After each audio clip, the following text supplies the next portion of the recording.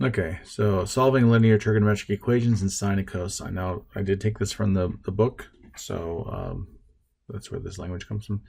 Trigonometric equations are, as the name implies, equations that involve trigonometric functions, similar in many ways to solving polynomial equations or rational equations.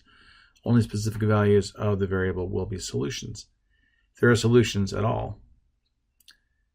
Often we will solve a trigonometric equation over a specified interval. However, just as often, we will be asked to find all possible solutions. And as trigonometric functions are periodic, solutions are repeated within each period. In other words, trigonometric equations may have an infinite number of solutions. So this one, they want us to find all the solutions. So, I mean, this is something we know, cosine of theta from 0 to 2 pi, what it's going to be. Cosine of what is 1/2. So we know theta would be pi over 3, and it would be 5 pi over 3, because those are two quadrants that cosine is going to be positive for that 1/2. Now, but that's only two values. That's only one time around. So, I mean, if you're looking at the graph, that's going to be up here, and that's going to be down here, right? But we know that the trig function would also go, keep on going, like around again or around again, and we can keep doing that. We can keep adding 2 pi to it. So our answer is going to be theta equals pi over 3 plus or minus 2k pi. So k isn't a whole number. You could also do 2n pi, and theta equals pi over 5 pi over 3 plus 2k pi. So this generates other values by adding 2 pi, by adding 2 pi, adding 2 pi, then 4 pi, then 6 pi, or not then, but or subtracting 2 pi, subtracting 4 pi, subtracting 6 pi. And that's a way to express it, and that's what I call a generator. It generates other values. How about sine of t equals 1/2? So sine of t, get this down there, okay.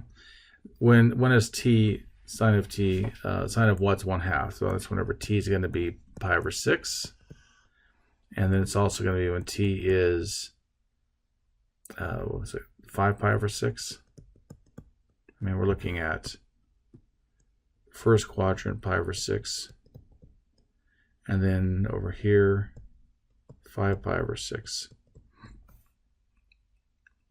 So again, to generate all the values, t would be plus or pi over 6 plus or minus 2k pi, and 5 pi over 6 plus or minus 2k pi. It's not really elegant, but it is the solution. So how to solve a trigonometric equation using algebra. So the last two we just were showing how you generate all the values, but so now we're actually going to do one where we do some solving. So look for a pattern that suggests an algebraic property such as the difference of squares or a factoring opportunity. Substitute the trigonometric expression with a single variable such as x or u.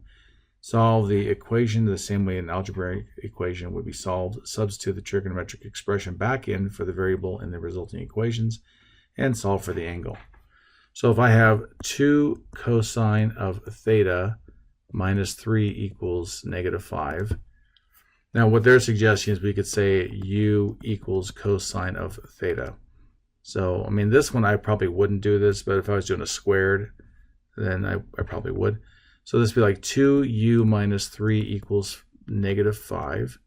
If we add 3 to both sides, 2u equals -2 divided by 2, u equals -1. So cosine of theta is -1, because u was cosine theta. And so from this one, it gives us a restriction from 0 to 2 pi. So from 0 to 2 pi, where is cosine going to be -1? And everyone says at the same time unanimously, it's pi.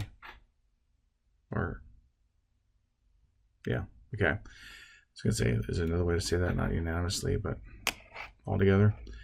Okay, so theta is pi, and that's it. Okay, we're going to go on to the next one, is solving trig equations using the calculator.